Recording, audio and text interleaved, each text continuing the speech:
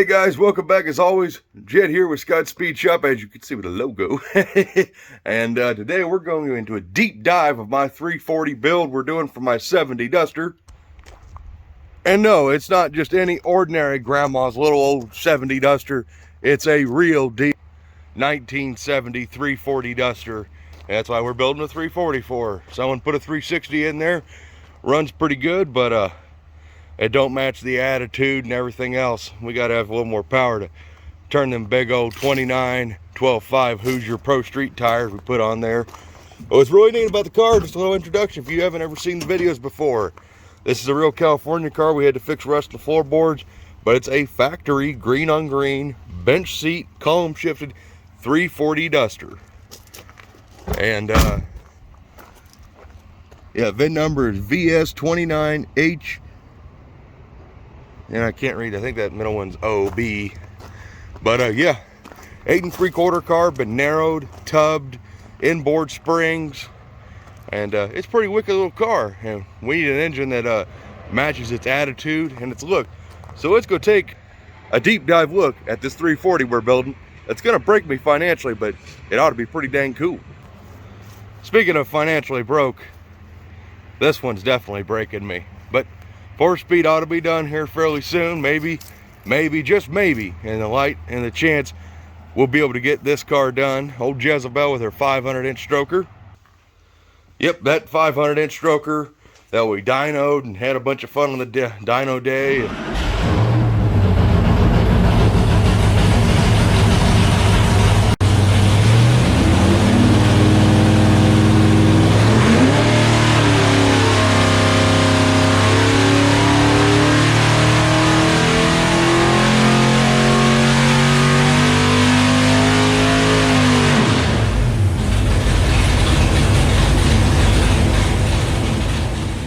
Pretty gnarly engine. Hopefully we can get it together before the snow hits, and well, maybe someday we'll also finish that dual plug Pro Stock Hemi, maybe even that 241 Dodge Hemi. We got lots of cool projects. We are never ceasing to have projects, like especially that Street Machine van. But anyways, here's our 340. It's a 67 block made for 68. It's kind of a unique block just in that fact, but you'll notice the heads are a little different. We're not going with X's or J heads or aluminum heads.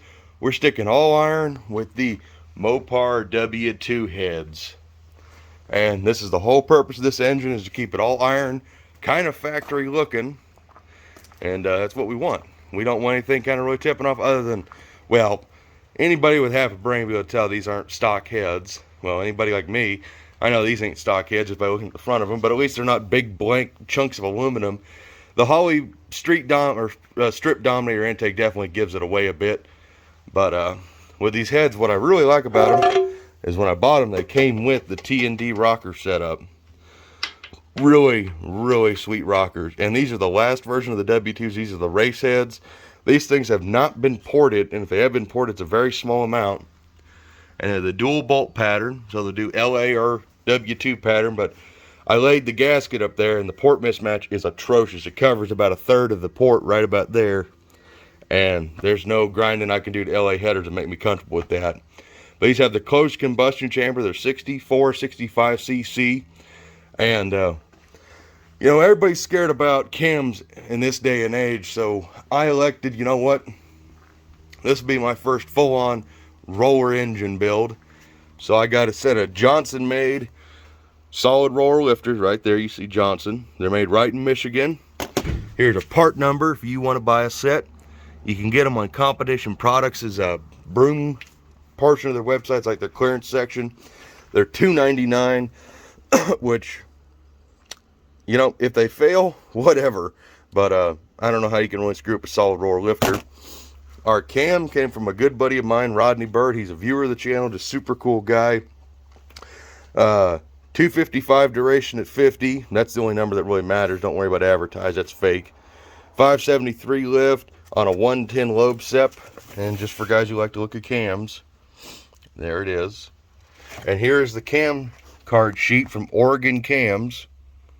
Pause that. And then Rodney also hooked us up with a set of springs that'll work with this cam and it won't beat itself to death. these are going to work phenomenal. Thank you again, Rodney, for hooking me up with Valvetrain components. Rodney's also the one who led me onto these roller lifters, so we have a full rollerized Valvetrain, including the rockers. As you saw, those were roller rockers. Crankshaft will be a standard forged steel 340 crankshaft. It's got to get a little, it needs a deep clean, that's for sure.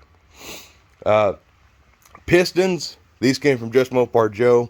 I would have liked something else, but I didn't really want to spend a whole bunch of money on this engine, but I'm spending a bunch of money on it. We got some old, brand new TRW 231630 overs. And Rodney says these will protrude out of the deck a little bit, so our compression ratio might get a little higher than I really wanted it. Wanted to keep it about 10.5 to 1 because pump gas. You can make a lot of good power on pump gas, and race fuel is extremely expensive, especially with everything going on. But with everything in mind, we're talking about 7,500 RPM red line. Whether or not it'll, out of where it makes peak power or something, but that's where we want it. We want this engine to scream like a small block should. Or shriek, I should say. So I bought a set of aftermarket connecting rods, and they're right here. We got to take these big old steel pistons off. We're going full stroker. I'm kidding. No, those are for my dozer. We got a set of scat rods because everybody was scared of the stock rods. So these are scat 4340 forged steel I-beams with 8740 ARP bolts. And they're all stock, length and everything. Basically a stock replacement rod, but made a lot stronger. Yeah, it's right there. Scat 6123. So we got those rods to go on these heavy pistons, which these actually ain't as heavy as I've always... These aren't that bad. They really ain't. So it ought to be a pretty good little setup right there. So I think with our whole combo, if we had a set of like JEs or Molly pistons, we would definitely be able to hit whatever RPM we really wanted to. But the parts that I could get dictate what we build. So it was just lucky that Just Mopar Joe had these pistons, and we got those from him. So I think it ought to make a pretty gnarly little engine. And of course the carburetor will probably be a 750 double pumper. Right now I've got one of my Ultra XPs on top. Oh, and the 1 year only 7340 air cleaner I got from my buddy Jesse. We'll set that down. That needs repainted, but yeah, probably gonna run this carburetor.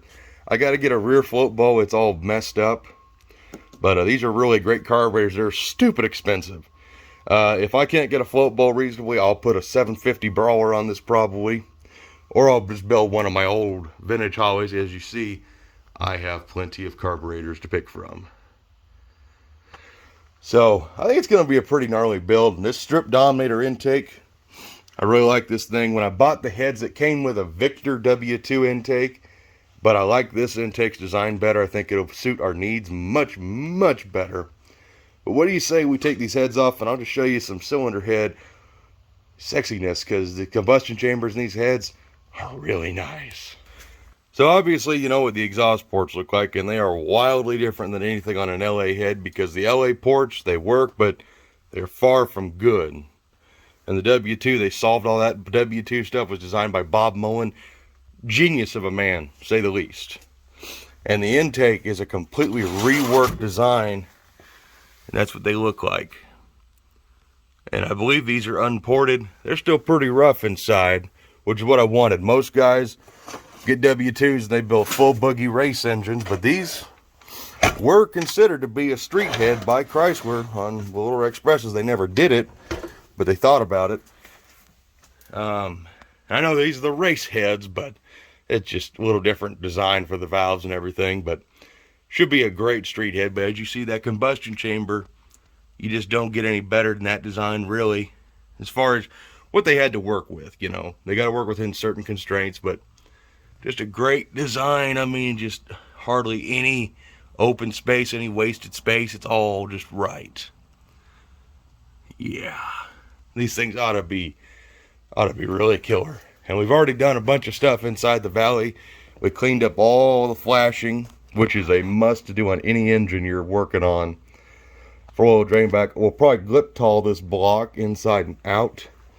It's 30 over, which is why we got the pistons we did, and we used the electrolysis method to clean this block because it was rusty, to say the least. All the lifter boards are immaculate shape. The lifters all move up and down. I test fitted every single one.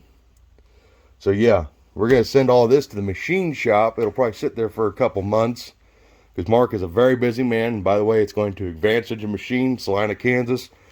Only machine shop I will ever go to. And when they close their doors, I'll start my own. They built that entire 500-inch engine, fixed the heads, because those are Pro Comp heads, and that was a mistake, but they made them better than ever.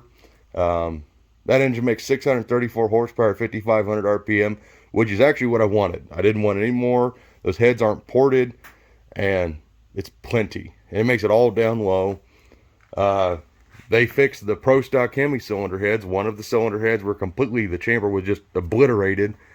TIG welded it up, machined it out, and that engine's just in like eternal mock-up. I just got to get the gumption to finish it. Oh, so yeah, that's who I go to, and we'll be there tomorrow. But yeah, this ought to be a pretty wild build. It'll be my first real performance small block. I built my 273 for my 66 dart, we call the yard dart, but it's not really, it don't even hold a candle to this build right here. So this ought to be pretty wild. If anybody's got a set of those YW2 valve covers, looking for a set. All right, I just need to add this in here for the 340 deal. Actually, just called TTI and made an invoice. Just figured, screw it. We'll just get TTI headers. The headmans and the hookers, like I already said, problem with those, they have a tube that exits out the fender well, and I refuse to cut a hole in my car. I talked to the guys at TTI. Really nice people. We talked about the build. Port size and everything else considered, we'll stick with the 1 3/4 step pad like we had originally talked about, and should clear the mild and road race pan I would like to put on this engine. So should be good to go. So yeah, this ought to be a pretty wild build. And I figured before I take all this stuff to the machine shop, we'll document it all in case there are new guys out there who are curious about W2 heads. I will say this, W2 stuff can get real expensive real fast. Takes its own exhaust system. Now, if you have the dual pattern heads like I do, you can run LA and live with the restriction. The intakes definitely got to have a W2 intake. Those can be cheap or expensive depending on where you buy from. My recommendation is do not buy bare heads. You'll get upside down in them real fast. Try and buy fully assembled ones. If you buy the race heads, they take special valves. I think the Econo heads, they take normal valves. And the Econo heads also take a standard rocker shaft, but they take their own rockers. Because as you see, these are offset intake rockers. So that's common on all W2 heads. And like I said, the Econo heads, they do take a rocker shaft, whereas the race heads, they are milled flat and they take stuff like that. And that was kind of the whole reason behind buying this set of heads. Is this is like $1,500 or $1,200 worth of rockers, and they're already set up and ready to rock and roll. And I paid, I'll just be honest with you, I paid $1,500 for the heads and the intake I got. So you want to talk about a dang good deal. And it came with the Viton seals off a running engine. The guy decided to start running aluminum, so I can't complain. And there's deals out there like that. You guys can find good deals. Just like my buddy Rodney here. He hooked me up with these lifters for $300. I bought the cam and springs from him for $500, which I'll just be honest with you, it's what I paid. It's probably buddy price, so don't be expecting super buddy price from Rodney if you need a cam, but he's got a big selection. I don't know if he'll sell to anybody else, but super cool guy. And Rodney, again, thank you. We got $100 or so in the pistons from Just Mopar Joe. The rods were about $400 with the discount from Summit Racing, who we had to get them from because they were out of stock at Jigs. But it's okay, Jigs. We're all suffering right now. Like your logo right there. Oh, yeah, in the block, I think I got $400 in the block, maybe. It was pretty nasty looking when I bought it. I was pretty sure it was junk. Of course, when I bought it, it was also supposed to be standard bore, and it ended up being 30 over. And then the air cleaner, I can't remember what I gave Jesse for that. But yeah. Oh. So yeah, and I'll go ahead and say this because I know someone out in the comment world is smart enough to know this, but we're not going to run a 273 crank or 273 rods. Mainly because if 340 rods ain't going to be beefy enough for this engine, obviously 273 rods won't be. But I do have an immaculate 273 forged steel crank, and if you don't know, now you will know, 273 and 340 are the exact same crankshaft. However, the 273 has smaller counterweights on it, so it spins faster, especially when you put it in an engine like that. So it'd make it rev a lot faster. However, I start to question the strength and reliability of it over a long period of time. And also, I'm putting that crankshaft in my 66 Dart because it's got a 340 steel crank in it. And I want to put a forged crank back in it, a 273 proper one, so that way it acts normal. And the R Dart is going 4-speed too, so I need that crankshaft pretty bad. So that's going to conclude our deep dive into my roller cam 340W two-headed engine build, and hopefully soon we will get to put it together and hear it run on the dyno, because I want to dyno this thing and see what it really does. So as always, guys, thanks for checking this one out. Sorry it's a little bit long, a little bit boring, but if you're like me and you love engine stuff, it's right up your alley. So we'll see you in the next one. Take care, and bye-bye.